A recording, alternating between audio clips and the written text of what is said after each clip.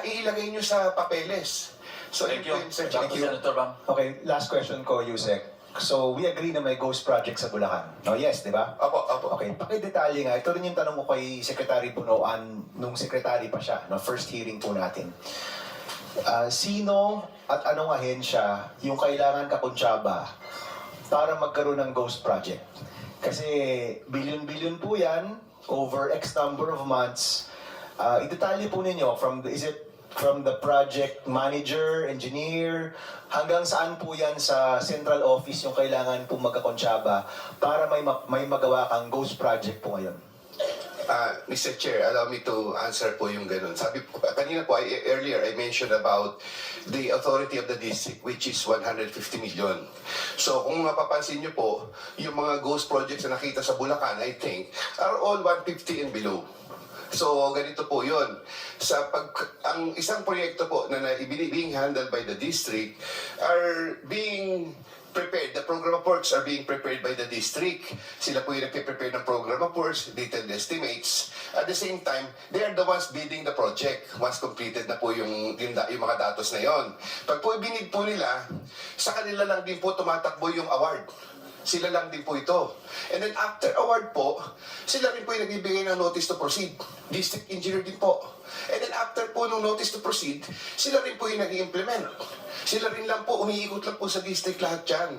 Hindi po namomonitor, kumbaga may monitoring system po, but definitely, hindi po mamomonitor talaga kahit nga po QA yun na nasabi ko kanina, kahit po sinong ang project po ng DPWH ngayon sa, let's say sa alam ko 20,000 proyekto. So, we are undermanned when it comes to the central office. So, ang mangyayari po, pag po binid ng district, in-award, in-implement, may inspectorate team po yan. Sila rin po ang kukolekta. Ang dokumento po, sila na lang po pumipirma. Yusek, pakidetalya. Kunyari, anong posisyon? Yung DE, yung ADE, yung project engineer, yung contractor, yung monitoring, sino pa ba? Tama ba itong sinabi ko? May kulang pa ba? Sino yung kailangan nag-connive or nagkaroon ng conspiracy para magkaroon ng isang ghost project? Kasi isipin nyo, ganun kalaking proyekto, ganun ilang buwan dapat yan, ilang tao yung nagpikit mata para magkaroon ng ghost project na completed at bayad na? Sa ibaba po, Mr. Chair, ang ibaba po niyaan are being handled by the project inspectors. So may project inspector pa po yan? Meron po yan. Okay. Yung pong project inspector and then the project engineer, they maintain logbook. May logbook po yan. So may fake na yung logbook nila? Everyday activities.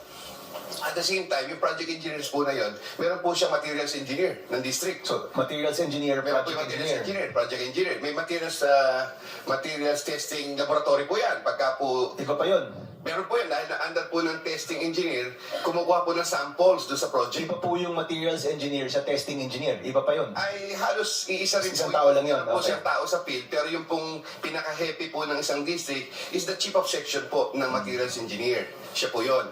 Ngayon, materials engineer, project engineer, pagka po kukolekta ang isang kontratista, pipirmahan po nung project inspector, pipirmahan po ng materials engineer, pipirmahan po ng project engineer, tapos po, magkakaroon po ng inspectorate sa final payment. Meron pong inspectorate team ang district, consist of, dapat po mga chief of sections ito. Usually, 4 po yung chief of section. Chief of section, kailangan kasama rin sila dito? Kasama po doon sa mga pumipirma ng usually po nung panahon ko po na ako isang isang assistant section chief, we were the heads of the inspectorate team. However, ang ko po ngayon, the normal practice will be the chief of sections po. Sila po yung mga inspectorate team. Sila po yung bago po kumolekta ng 100%. Sila po yung pumipirma lahat dito. Okay, so pagdating po sa central, meron po ba yung kailangan kasama sa central office para magkaroon ng ghost project? Wala pong yung binanggit ko po kanina, the district has maintained its autonomy with regards to projects 150 million and below. O kaya po yung project na in-implement nila, sila lang po within themselves. Okay. What about other agencies, Yusek? May mga ibang ahensya bang kailangang kasama rin para magkaroon ng ghost project? ang pinag-aano ko po dito is that there is a resident auditor for every district. So, kuha po yan. COA po yun. At sometimes, if it's necessary, meron pong technical audit specialist yan na nag-inspection po randomly, I think, randomly. At saka po by documentation, meron po dapat tumitingin sa COA dyan. Kasi nga po I understand that in the case of Bulacan, merong ilang araw lamang kinukolekta na, which is very impossible for a project to be implemented in just a few days. Parang pipirmahan na kagad yung koleksyon. Mr. Chairman, just very, with the permission of Senator Bang, Yusek Ano? Bernardo, this is all good to hear. Magandang pakinggan. Pero sa totoo lang, kung kayo mismo bilang Yusek, kumukubra at ginagawang negosyo, paano nyo babantayan? At bakit nyo babantayan yung mga nasa baba?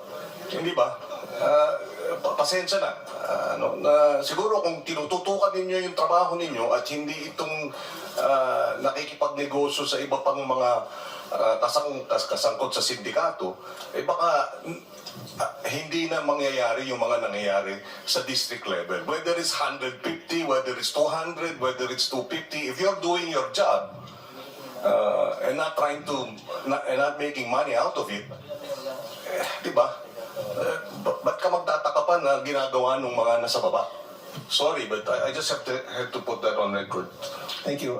Let me yield to Senator De La Rosa. Go ahead.